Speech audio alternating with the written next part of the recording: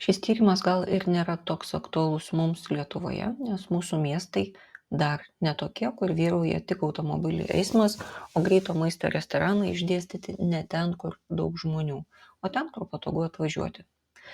Jei įdomu, šiame tyrime atliktame JAV Los Andželės mieste nustatyta, kad kuo daugiau žmogus juda savarankiškai, tai yra automobiliu, o ne viešuoju transportu, tuo didesnė greito maisto pirkimo tikimybė. Bet toks reiškinys yra puikus pavyzdys to, kaip aplinka mus stumčioja link kartais spontaniškų, kartais iki ar pasąmoninių sprendimų. O vieną kitą kartą greitų malonumų apdovanoti sprendimai vėliau tampa įpročiais, rutinomis ir komforto zona, kurią labai nesinori palikti.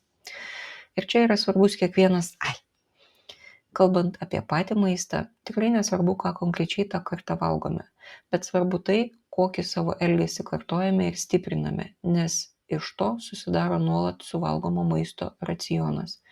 Bet kurioje rutinoje mes siekiame maisto pasirinkimų sprendimus automatizuoti ir paversti įpročiais, nes taip yra paprasčiau.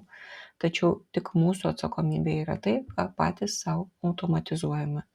Todėl mūsų pačių įpročių peržiūra ir stebėjimas yra labai prasminga veikla. Skanaus, taikos ir ramybės.